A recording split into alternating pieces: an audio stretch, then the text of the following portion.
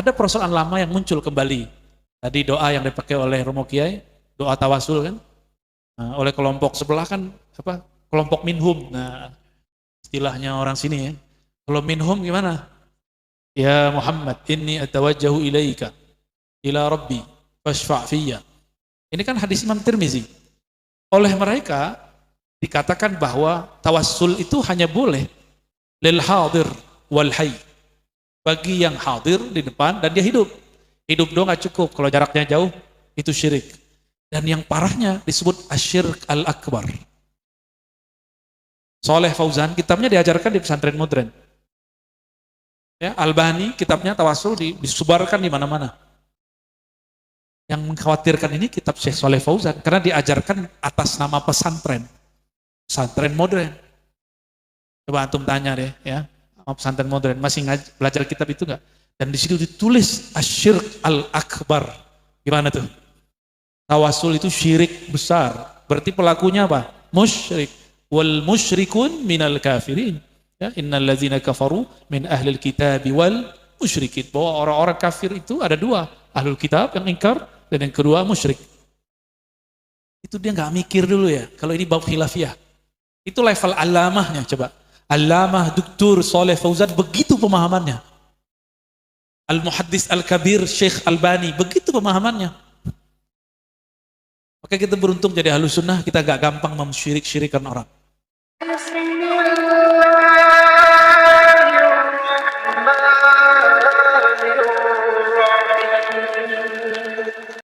Alhamdulillahilladzi azhara lana Ahmada wa ja'alana min ummati Muhammadin sallallahu alaihi wasallam. Asyhadu an la ilaha illallah wahdahu la syarika lah wa asyhadu anna Muhammadan abduhu wa rasuluhu. Allahumma shalli wa sallim wa barik ala nabiyyina Muhammad wa ala alihi wal mahdi khalifatihi wa sallim. Yang saya hormati dan ta'zimi Ketua Senat Romo Kiai Abdullah Kafabihi Mahrus. Oh, bukan Kafabihi Syahida ya. Barusan saya tabarukan kepada beliau untuk mengambil sanad keilmuan beliau. Jadi saya sudah sah jadi murid Pak Kiai. Alhamdulillah. Jadi saya termasuk santri Lirboyo. Diterima nggak Pak Kiai? Alhamdulillah. Ya. Kita satu angkatan Gus.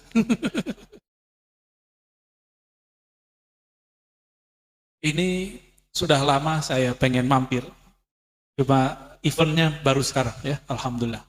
Dulu malah mampirnya ke Kewagian. Diketawain sama sahabat saya itu. Kiai Zainal Mutakin. Kita manggilnya kalau di pesantren kayak ini, kayak manggil orang Cina coy. Ya. Mana dia nih?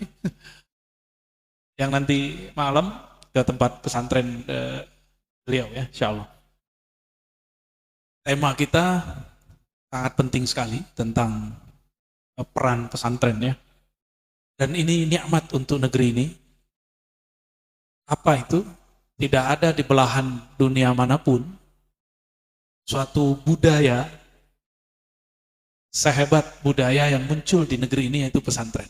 Hatta Mesir nggak punya pesantren, Saudi nggak punya pesantren. Yaman baru belakangan Al-Habib Omar buat Darul Mustafa. Itu angkatan pertamanya Habib Munzir, Habib Jindan, kawan saya Ustadz Idris Palembang. Ada lagi Kiai Romli di Mampang, Jakarta. Duluan saya sepengajian dengan beliau, dulu kami talakti kepada ulama Suriah. Di situ saya tahu, oh mereka ini generasi awal ya, generasi awal daripada Darul Mustafa tadi. Jadi Habib Umar pun terinspirasi banyak dari negeri ini. Meskipun secara keilmuan dan akhlak kita banyak teristifadah dari beliau. Ngambil faedah dari Al-Habib Umar bin Hafiz. Ya, mata Allah fi hayati wa hafizahullah ta'ala. Amin. Dan gak usah merasa keder ya. Sanad ulama Indonesia, khususnya Lirboyo ini salah satu sanad yang diperhitungkan. Ya. Apalagi yang tadi kita canda-candain, satu program namanya cari-cari masalah, Bahsul Masail. Ini termasuk yang tren di dunia keilmuan pesantren dan bisa menyelesaikan banyak masalah dulu. Maka nanti dengan adanya launching ini saya berharap pembahasannya tidak lagi pembahasan 2 abad yang lalu, tapi pembahasannya yang ada sekarang. Kenapa?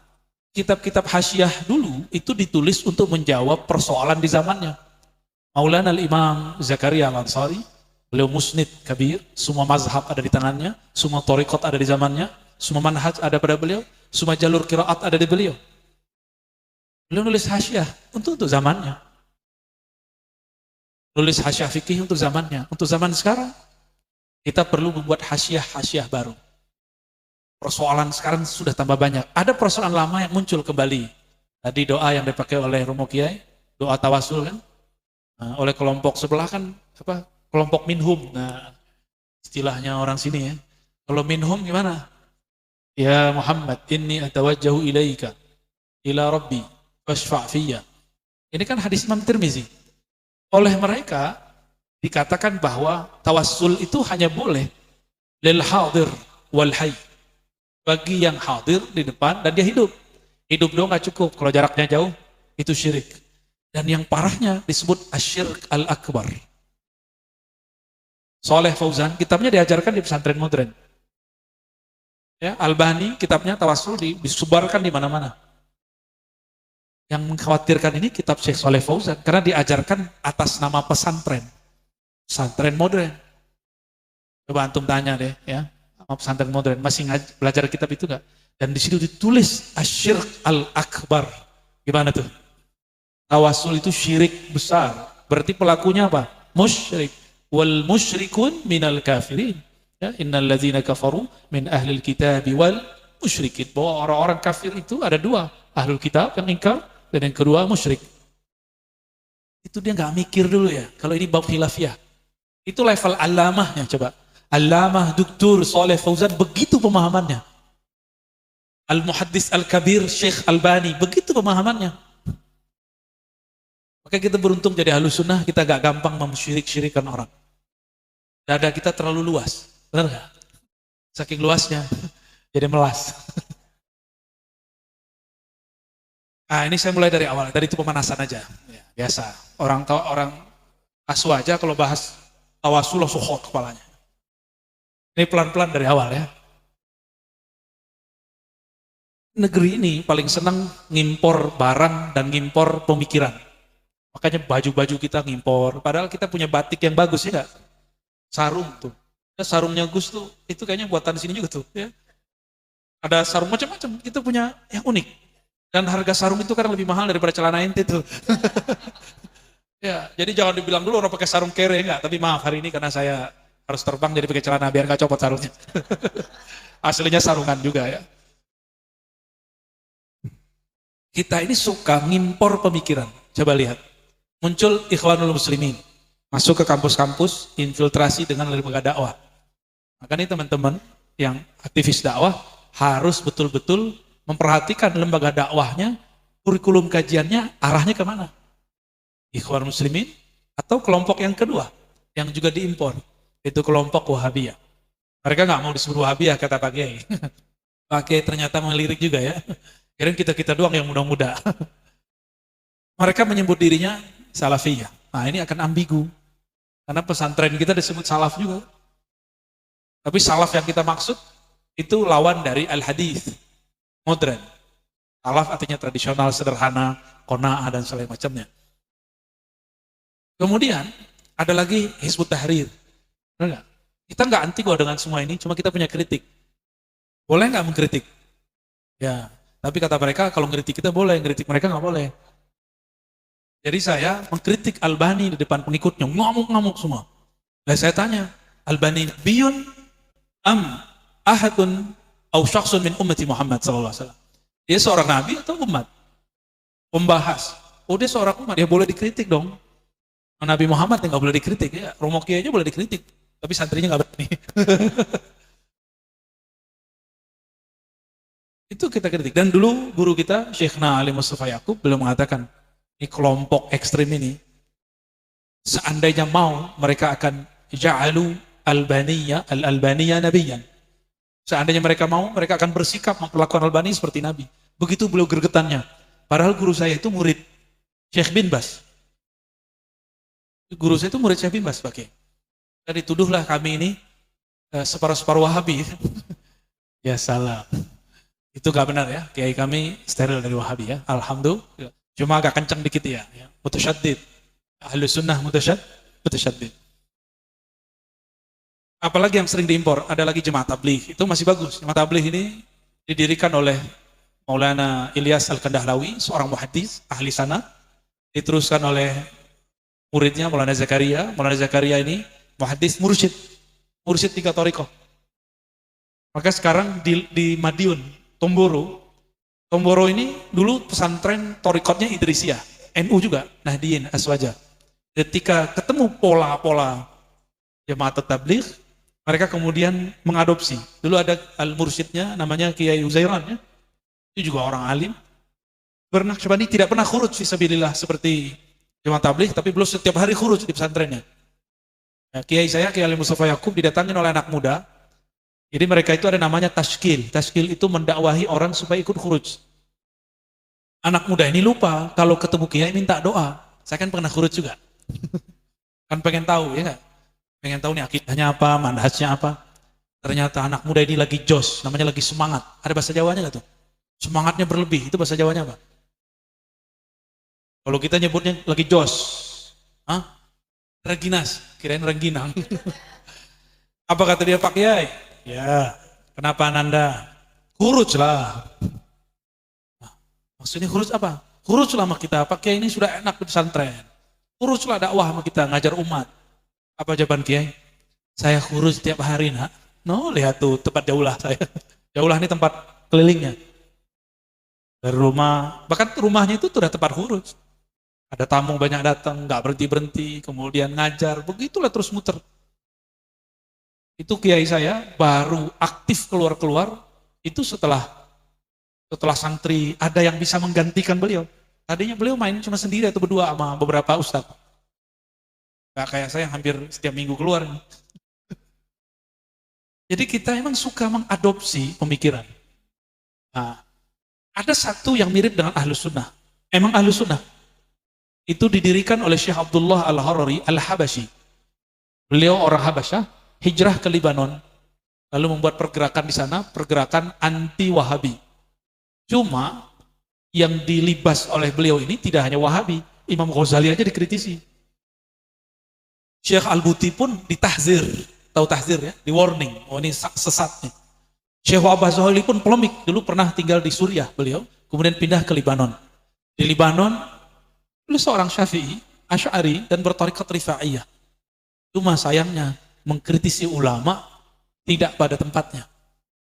Namun jasa beliau dalam mengkritisi Wahabi, Salafi, terutama karya-karya Ibnu Taimiyah, ini perlu jadi pegangan.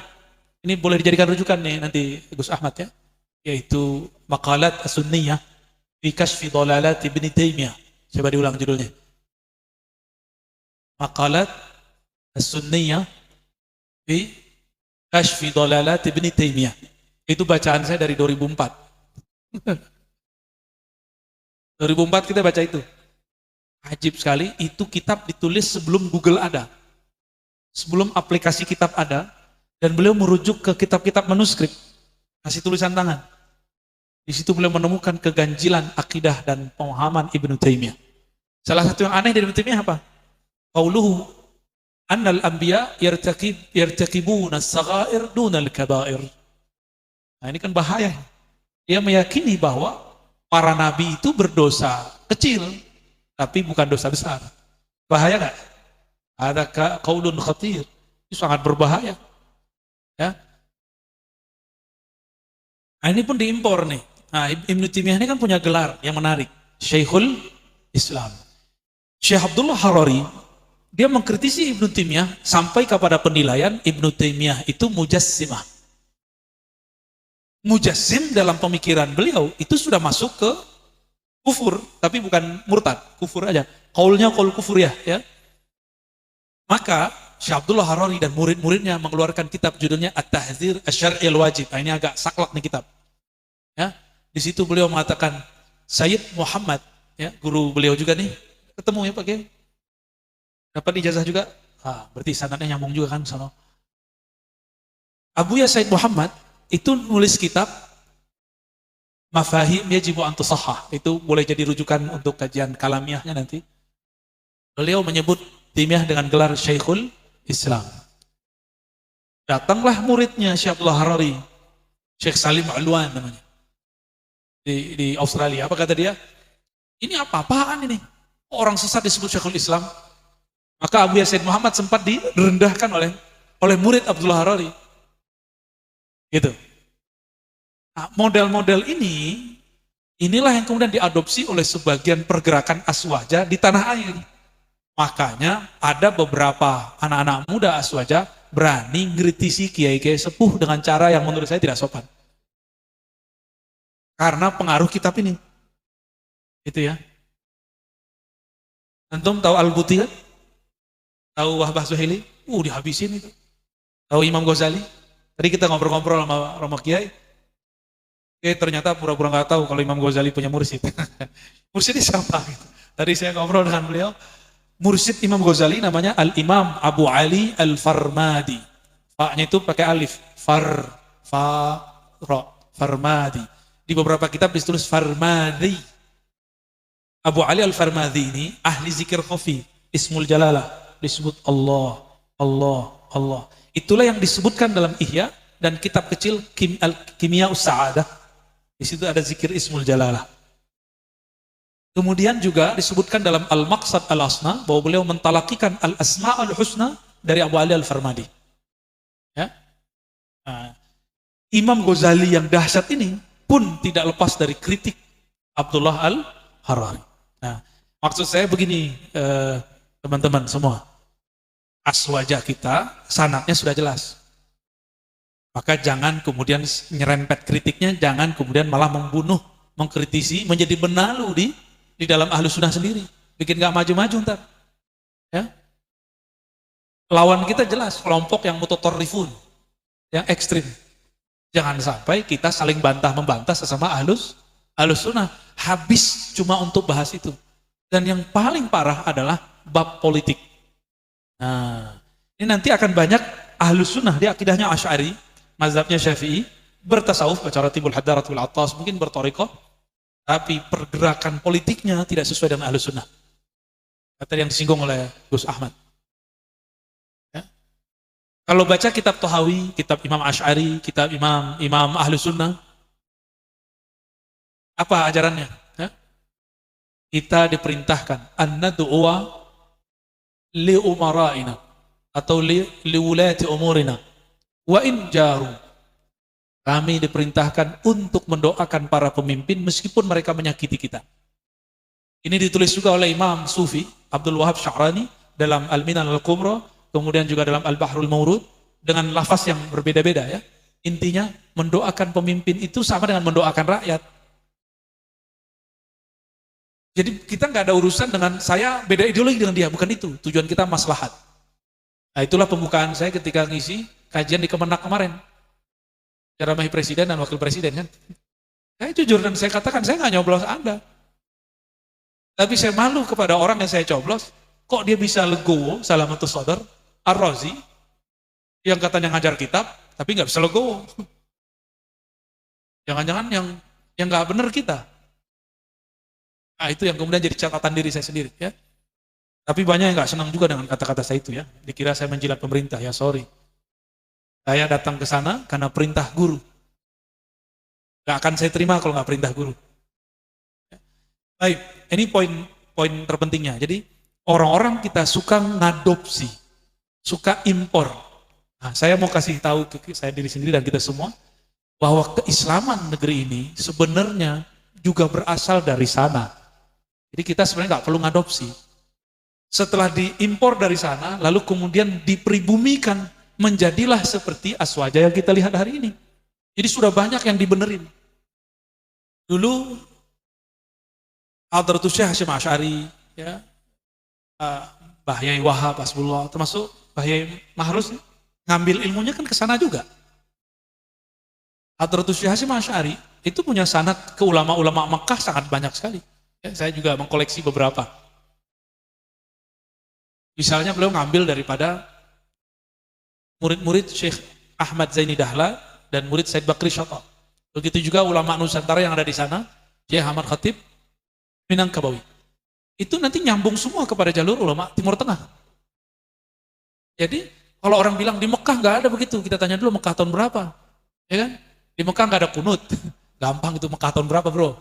Ya, di Mekah nggak ada tahlilan, tunggu dulu tahlilannya tahun berapa tuh? Nggak ada tawasulan, kapan? Nggak ada maulidan, iya Mekah setelah dikuasai Wahabi. Ini yang salah banyak orang, dikira 1924, enggak. Wahabi resmi berkuasa 1933. Itu penyatuan Hijaz dengan Saud. Najd 1933. Beri bentar lagi 100 tahun ya. Biasanya sebelum 100 tahun akan ada perubahan. Siapa tahu pertuhan itu bersumber dari negeri kita. Amin ya Rabbal. Nih, aneh mau tanya sama antum nih. Di Mekah udah gak ada maulid kan? Torikot gak boleh diajar di sana. Ya, mazhab-mazhab yang diajar di sana cuma beberapa. Mazhab mereka aja. Kecuali di kelas-kelas kampus. Tapi di negeri ini masih ada nggak? Maulidan ada di sini, tarekatan ada di sini, mazhab-mazhab masih ada di sini. Ya, benar. Bebas. Dalailan ada di sini nggak? Jadi dulu yang diamalkan ulama Madinah, Mekah, udah diamalkan oleh orang Nusantara hari ini. Dan yang paling terbuka mengamalkannya, mengembangkannya, itu pesantren-pesantren. Maka kita perlu bangga menjadi bagian pesantren. Karena pesantren nggak ditutup kan? Pesantren ditutup nggak? Semua sekolah ditutup di Jakarta. Pesantren tidak pernah ditutup. Semoga ini sir nubuat Nabi Muhammad SAW. Ya. Dan bagian terakhir yang mau saya sampaikan, suatu kebenaran jika tidak dikemas dengan cara yang benar dan menarik, tidak akan dilirik. Ini paling penting nih, mumpung yang megangnya anak muda ya. Yang kita yakini, ini benar gak? Yang kita amalkan ini benar gak? Ya. Maka kita harus buat packaging, dibungkus dengan cara yang bisa diterima orang. Sekarang orang lebih banyak nonton TV atau megang handphone. Maka muka Gus Ahmad harus muncul di YouTube. Ya. Bukan karena pengen viral, tugas. Tugas ke Ahlus Sunnahan. Kalau pengen viral, antum hancur duluan. Karena hubbus syuhrah itu halak. Ya. Cinta viral itu bagian dari kebinasaan. Ya dulu ala maradil qalb. Menunjukkan penyakit kolbunya berbahaya. Ya. Karena hubbus syuhrah itu minar riya. Orang cinta viral itu tanda riya. Ya. Jadi santri kalau cinta viral, waduh belajar torikot lah. Imam Ghazali, orang alim, kitab beliau, kitab fikihnya setebal ini, ada kemudian yang lebih tebal lagi. Sudah mujtahid mutlak itu ukurannya. Nulis kitab kalam, berjilid-jilid, nulis kitab falsafah yang sangat ajib, tahafud falasifah, maqasid falasifah, tapi beliau masih berguru. Jadi, torikoh beliau enggak hanya cuma seperti yang kita bayangkan selama ini, enggak. Torikoh beliau, at-ta'lim wal amal bihi. Wal amal bihi itu jalurnya torikoh. Ya. Saya sering nanya, ilmu itu dari kitab atau dari kolbu? Min kitabin au min qalbin. Sama-sama ba belakangnya, depannya sama mirip-mirip kof dan ka. Ilmu dari mana? Dari kitab atau dari kolbu? Beneran. Nanti cek ya, antum ngajar nggak buka kitab. Bisa nggak? Atau baca matan, nggak baca syarah, bisa nggak? Cek kolbu loh. Kalau ngaco, gelisah berarti belum. Jadi hasyiah itu hanya dibutuhkan bagi orang-orang yang ilmunya yastanid ilal mazahir. Baru kepada marojek yang zahir. Kalau antum makomnya sudah makom samadiyah, Allahus samad, itu langsung bisa min ladun hakimin alim. Langsung ngambil ya, ngedownload. Coba. Masa Ustadz Kiai mau ceramah buka rujukannya dari Google? Katanya anti Yahudi, ya nggak? Benar nggak? Lucu nggak Gus? Kayak gitu fenomena sekarang nih Romo Kiai. Ustadz Kiai mau ceramah bukanya Google. Katanya anti Amerika. Ya, handphonenya handphone Cina. Lengkap sudah ya. Kalau benar-benar Kiai dekat kepada Allah, tanya langsung dong ke Allah ya nggak? Katanya dekat ke Allah. Wattaqullah, takutlah kepada Allah. Allah wa yu'allimukumullah. Allah langsung ngajarin kamu. Tapi asbabnya wattaqullah. Wattaqullah itu fit ta'allum wa ta'lim. Kalau udah ngaji, udah bersanad, diamalkan ilmu yang diberikan guru, itulah yang sering kita baca dari masyayikh kita. Hadis Abu Nuaim, hadisnya Hasan. Man amila bima alima, allamahullahu ilman ma lam ya'lam. Itu bukan laduni, itu namanya futuhi. Laduni tanpa perlu belajar. Jadi antum dapat futuh itu udah hebat. Separuh lagi langsung jadi wali. Kalau futuh biasa itu wali am. Kalau wali khas, dia merenung sebentar, ilmunya langsung kemudian memancar. Karena dia dekat sekali dengan Allah yang Maha Alim. Allah dekat atau jauh? Beneran, berasa nggak? Serius? Ayo nanya sama Allah, bisa nggak? Berarti belum. Gak usah sama Allah dulu, kita sama kolbu aja masih terhijab. Kan Allah sendiri yang yahulu bainal mar'i wa nafsih. Kita ini masih terhijab sama diri kita sendiri. Apalagi dengan Allah. Hijabnya nafsi itu. Ego. Merasa pinter. Jadi antum kalau mau ngajar nih, mau diskusi, merasa pinter sedikit saja. Langsung Allah tidak akan teteskan nur dalam kolbu. Maka bahsul masail kita harus ada nuansa kerohaniannya. Sebelum diskusi, tawajuh dulu lah. Tawasul dulu ya. Ini kan pas bahsul masalah panas tuh. Tutup lagi nanti dengan istighfar. Karena jidal itu Masya Allah. Ya, yuksil qalb. Mengeraskan kolbu. Wa in kunta haqqat. Wa in kunta musibat. Ya, mengeraskan kolbu walaupun kita benar. Ini beratnya. Maka saya berharap launching ini nanti kalau pakai kamera ini terlalu canggih, ribet kali bagi sebagian orang. Pakai handphone yang agak mahalan dikit. Harga-harga 5 juta ke atas. Yang antum nikmati dari YouTube itu hasil dari handphone 5 jutaan ke atas itu. Serius. Ini kebetulan hari ini timnya lagi nggak ikut. Ya, karena saya bawa keluarga. Ya. Biasanya ada 2 orang yang ikut. Pakai handphone aja. Hasilnya jelas kan? Jelas. Tinggal modal mic, akun YouTube, wajibkan semua santri. Subscribe. Ya, kalau udah 1000 langsung bisa live. Tapi jangan kemudian bunuh diri sendiri. Sebelum tampil betul-betul siap lahir dan batin. Maka kalau kita ada orang-orang yang misalnya ingin kritisi, istifsar, intiqad, kita bisa jawab. Kalau kita salah, ngaku salah. Namanya kalau udah masuk YouTube kan gimana? Jadi benar-benar harus koneksi kepada Allah, harus kuat.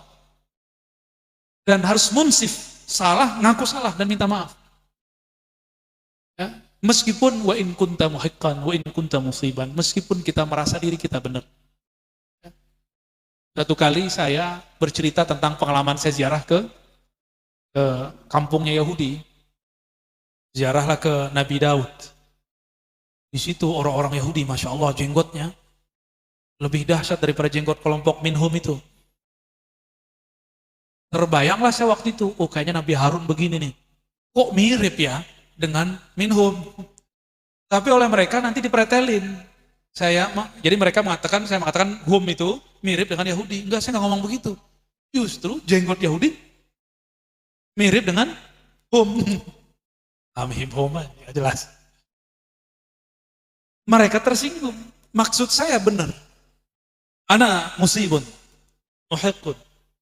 Lakin bikalami yata'adza bidzalika ba'dul muslimin. Ya. Karena kalam saya ada orang tersinggung. Murid-murid teman-teman muhibbin itu belain kita, tapi saya nggak tersanjung. Malam-malam saya ngamalkan zikir wirid asas Imam Syazili, sampailah pada zikir ya Latif, ya Latif, ya Latif, ya Latif. Saat itu terasa kolbu itu kayak tersiram. Tadinya lagi emosi kan, kayak ada kesejukan mengalir. Ya Latif. Gak tahu antara sadar gak sadar, saya mendengar satu kalam. Saya anggap itu ilham. Sudahlah. Kau minta maaf saja kepada mereka. Begitu ya. Ya sudah. Tahu-tahu udah selesai ya Latifnya. Ternyata Allah itu sangat dekat dengan namanya. Disitulah saya praktek ana ma'ahu idza dzakarani. Hadis Bukhari Muslim, hadis qudsi. Aku bersamanya jika dia menyebut namaku. Jadi kalau antum mau dialog dengan Allah, sebut namanya dengan adab yang bersanad kepada wali-wali Allah. Jangan ke wali syaitan. sama-sama isim tapi ke wali syaitan, nanti bisikannya balas aja, buka ya, hantam. Tapi kalau dari Allah enggak. Dan itu jelas sekali. Kalau di bahasa Arab kan itu fasta'fu minhum. Ya. Pakai hum memang di situ. Ya. Allah itu pemaaf. Allah itu memberi maaf. Ya sudahlah, maafkan kesalahpahaman mereka, kamu minta maaf dari mereka. Jadi nanti forum diskusi ini semoga ada hasilnya. Selesai posting. Sekarang orang bukan zaman baca, zaman nonton. Benar? Serius. Itu udah curhat tuh Gus. Maka tolong nanti kawan-kawan ini khidmah untuk nyokong para asatis untuk memproduksi kajian-kajian positif. Jangan biarkan YouTube itu kosong dari konten-konten Ahlus Sunnah yang positif. Ya, kira-kira itu yang dapat saya sampaikan. Wallahu a'lam bishawab. Kami buka termin 2 pertanyaan saja karena waktu yang batas. Bismillahirrahmanirrahim. Urahibukum tahiyatul Islam, tahiyatul barakah. Assalamualaikum warahmatullahi wabarakatuh. Alhamdulillahirabbil alamin wassalatu wassalamu ala rasulillah ajmain. Alhamdulillah, sesuatu kebanggaan yang luar biasa untuk kita semuanya. Kita kedatangan tamu yang jauh dari Sumatera. Kebetulan saya Buya juga dari Sumatera, dari Jambi. Alhamdulillah, cukup bangga rasanya ketika pada saat ini nama saya Firdaus. Saya mahasiswa pasca sarjana semester 4. Alhamdulillah sangat bangga rasanya ketika pada saat-saat yang genting ini, di mana umat Islam rasanya saling diadu domba. Semakin lama semakin ketat diadu domba. Pada saat ini kita lihat yang lagi viral, bagaimana kontroversinya pernyataan surat edaran dari Kemenak, bagaimana ketika perayaan agama lain aman-aman saja, ketika datangnya Ramadan sangat ketat lagi. Nah, dan di situ juga banyak ulama-ulama yang muncul di media. Kemudian terlihat seperti dibenturkan, ya. Bagaimana sikap kita yang juga notabene santri dan juga kita yang cinta pada habaib. Nah, di situ kayaknya ada sedikit sesuatu yang kontroversi. Bagaimana agar kita mahasiswa santri ini tetap salamatus sadr, agar hati kita tetap selamat menghadapi satu ancaman dan pemahaman yang membuat kita bisa tergelincir ini, Buya. Kemudian pertanyaan kedua, Buya, saya juga pernah dan sering juga melihat dan mendengar kajian Buya di YouTube dan juga tentang akhir zaman, Buya. Saya menarik sendiri tentang bagaimana Buya bilang bahwa ikatan Dajjal itu sudah terlepas. Saya akhbirna, beritakan kepada kami dan kami ingin mendengarkan langsung bagaimana agar kami ini, Buya, lebih yakin. Dan juga Buya, apa nama channelnya Buya, biar kami mengikuti kajian Buya dan juga kami bisa mensupport dengan mensubscribe dan like agar channel Buya semakin berkembang. Pendekar-pendekar Ahlus Sunnah, takbir, Allahu Akbar. Mungkin hanya itu yang dapat kami sampaikan. Assalamualaikum warahmatullahi wabarakatuh.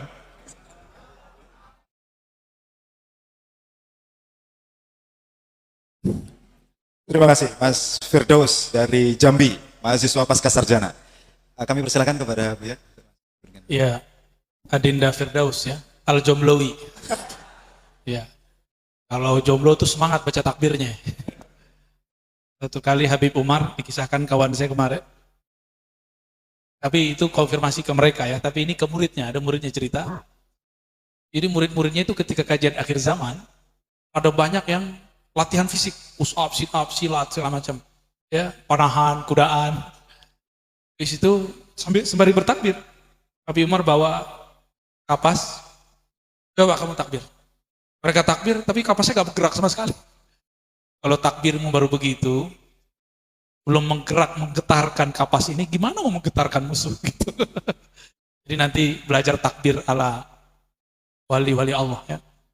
Nabi itu pernah mau dipenggal, hadis Imam Bukhari Muslim.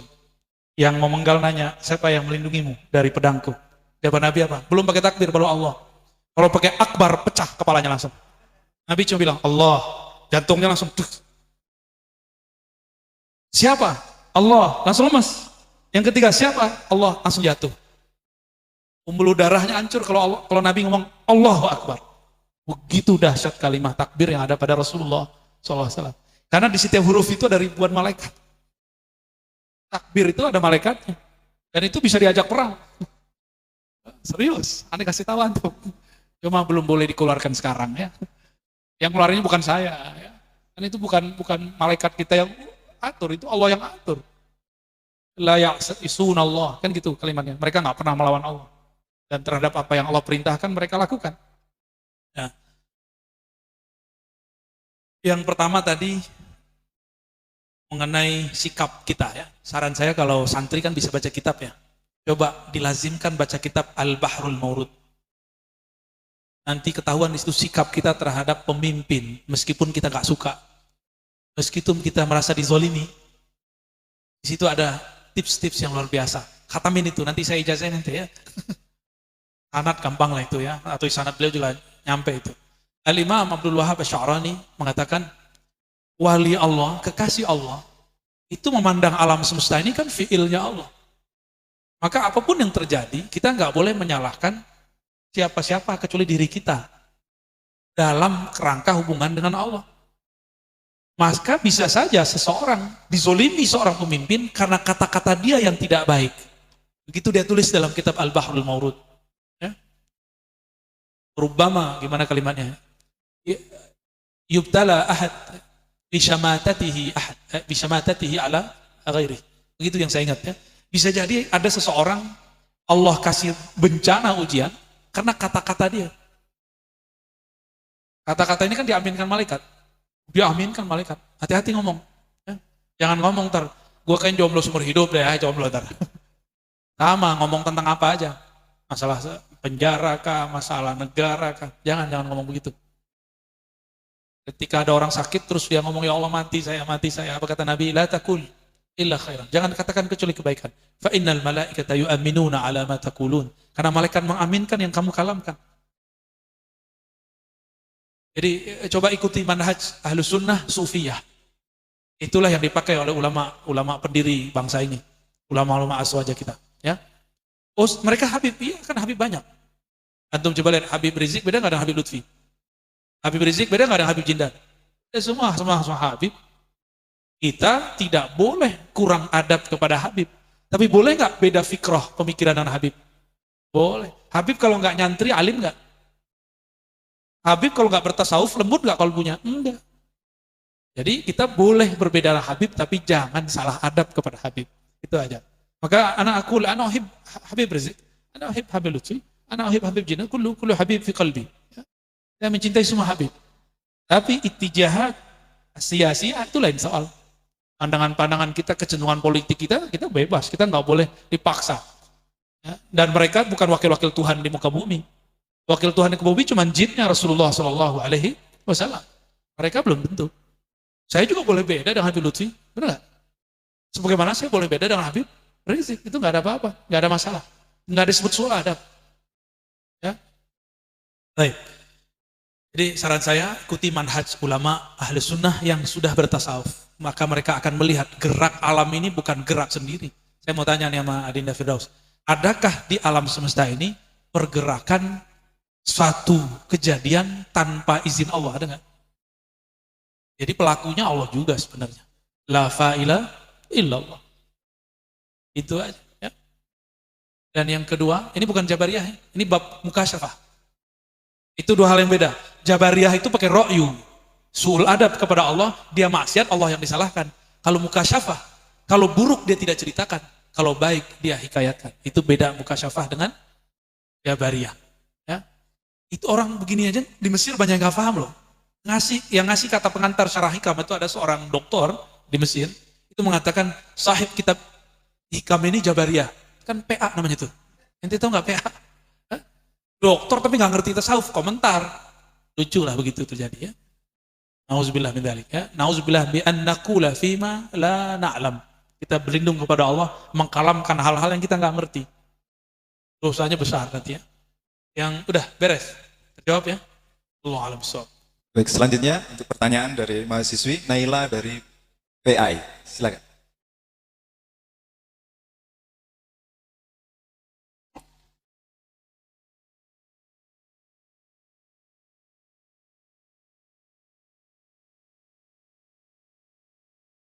Baik, terima kasih. Saya akan bertanya tentang perspektif gender dari Aswaja itu bagaimana? Padahal kita ketahui sendiri Islam itu juga membatasi wanita seperti itu.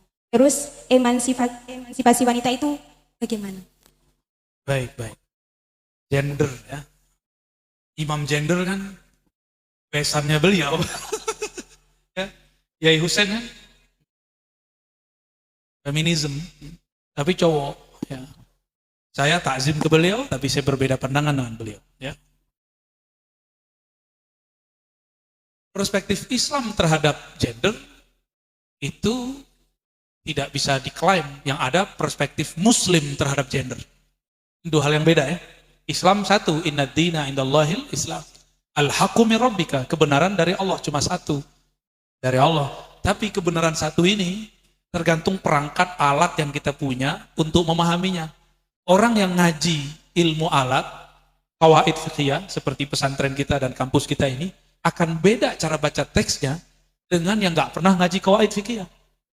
Benar nggak? Ya. Dan tolong jangan ikut-ikutan ala gender-genderan. Ya, saya justru berharap negeri ini punya karakter gender yang lebih kenusantaraan. Kita nggak perlu gender-gender itu. Kajian gender ala Timur Tengah itu, kenapa jadi menarik? Karena memang perempuan tidak diberikan ruang. Di negeri ini pesantren perempuan samping-sampingan sama laki-laki. Di Saudi, awwalu man bana ma'hadan lil banat huwa syekhna Syekh Yasin Al-Fadani. Guru dari guru-guru kita, guru beliau. Syekh Yasin lah yang pertama membangun pesantren banat putri. Kok bisa? Syekh Yasin kan orang Minangkabau, Jawa, Padang ya. Dia mentakzimkan ibu itu lebih tinggi. Ya, namanya Bundo Kanduang. Ya. Ibu maksudnya, ibu kandung.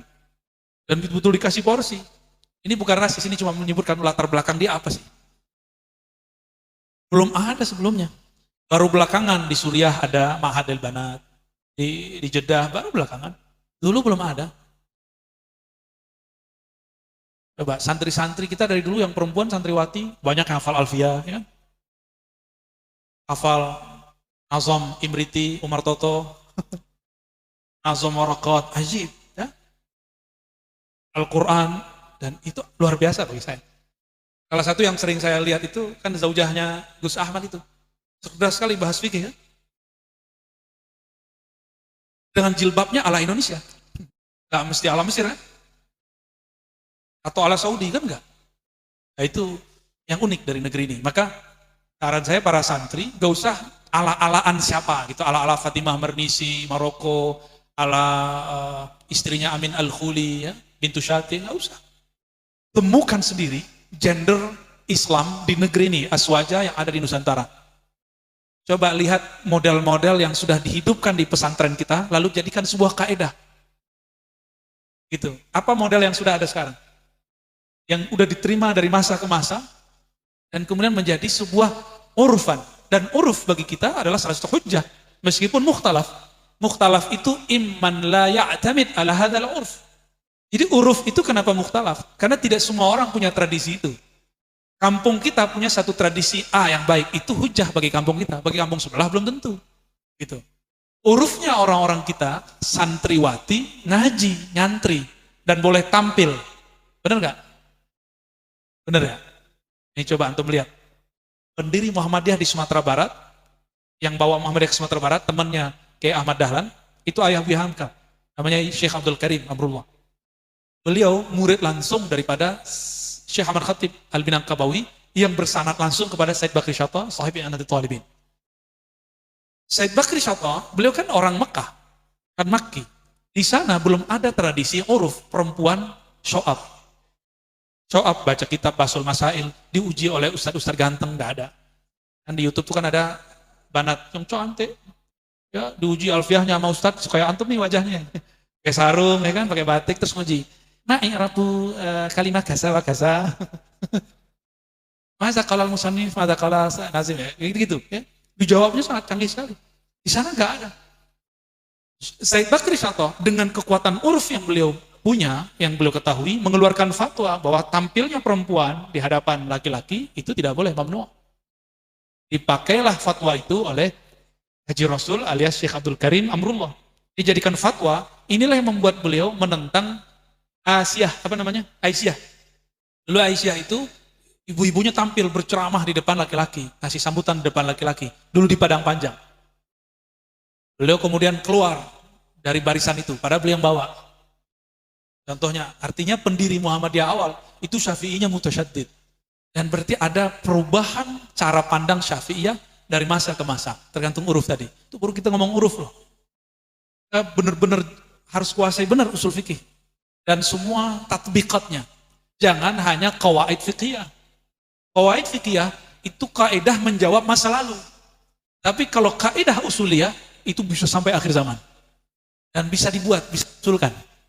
Di zaman Nabi ada nggak kaidah-kaidah itu? Nggak ada. Lalu diusulkan ulama, disepakati oleh ulama setelahnya, dan menjadilah kaidah. Sesuatu yang didudukkan. Gitu. Sesuatu yang duduk, kan kaidah artinya duduk. Sudah duduk dia mantap. Dan kaidah ini boleh digugurkan. Makanya contoh nih, al-aslu fil muamalat al-ibahah, itu bisa dibantah. Atau al-aslu fil ibadat, gimana? Ayo bener dong. Al-aslu fil ibadah, jangan salah takut-takut salah lah ya. Baca aja ya. Al-aslu fil ibadah, kayaknya aku depan Romo Kiai ini ya. Ini kaidah ada di masa Nabi nggak? Nggak ada. Berarti buatan siapa? Buatan ulama. Maka antara Syafi'iyin, mutakallimin beda dengan fuqaha Hanafiyah. Beda kaidah. Jadi hadhil qawaidu laysat bimuqaddasah. Kaidah ini tidak suci. Antum boleh buat kaidah sendiri. Masalahnya disepakati atau tidak.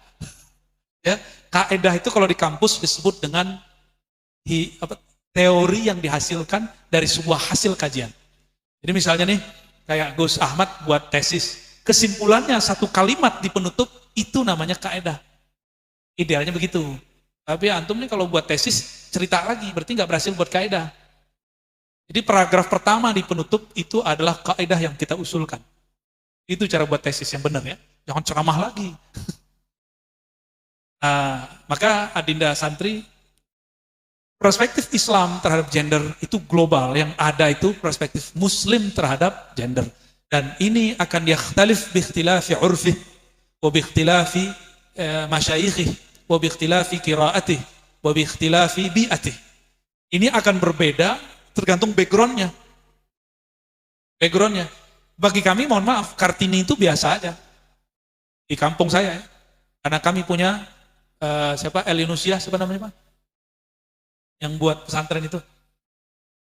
Ya, yang di Panama itu udah biasa dari zaman dulu, dan mereka sudah pakai jilbab yang syar'i. Mohon maaf ya, jilbab syar'i istilahnya. Kalau jilbab yang di kerudung itu saya menyebutnya ya hijab urfi, hijab uruf. Ininya masih kelihatan. Buya Hamka aja masih membiarkan istrinya begitu. Tapi beliau ya Al-Yunusiah itu sudah buat mudawarah namanya. Salah satu cara beliau mengislamisasikan cara berhijab. Maka gender boleh dibagi dua kalau versi orang-orang di Timur Tengah. Ada gender liberal, feminisme liberal, ada gender kanan gitu, atau keislaman. Itu versi teman saya, bukan kaidah saya. Yang liberal ini mengadopsi kaidah-kaidah yang sudah ada di kehidupan barat, lalu dicoba dikomunikasikan dengan teks-teks keislaman, hasilnya seperti Fatimah Marnisi. Nah, ada yang versi keislaman. Contohnya menurut saya fatayat muslimat itu bagian dari gender yang berhasil. Kalau di Muhammadiyah ada Aisyah. Kenapa kita nggak merumuskan kaidah dari gejala sosial ini? Ngapain ngambil dari barat? Ada nggak satu yang bisa kita bahasakan ketika fatayat tampil aktif, ketika muslimat aktif sholawatan, toaknya kemana-mana, ya kan? Bener nggak? Kenapa antum harus ngambil kaidah dari luar? Kaidah dari luar cukup sebagai pembanding, kita buat kaidah sendiri. Gitu ya. Ada nggak di Arab sana fatayat? Aisyah ada nggak? Nggak ada. Kita nggak perlu memberontak kepada kitab-kitab klasik, karena ulama kita sudah selesai membahasnya. Yang jadi bahan kan Uqudul Jain, ya kan? Kitab apa lagi? Ya, Fathul Izar tuh. Itu yang membuat orang Arab atau orang yang tradisinya Arab, dan memang perempuan itu jadi objek. Perempuan sekarang kan cerdas-cerdas, nggak mau jadi objek, mau jadi subjek. Ya, kadang nyebelin juga sih kadang ya. Oh iya, kira-kira begitu Adinda ya.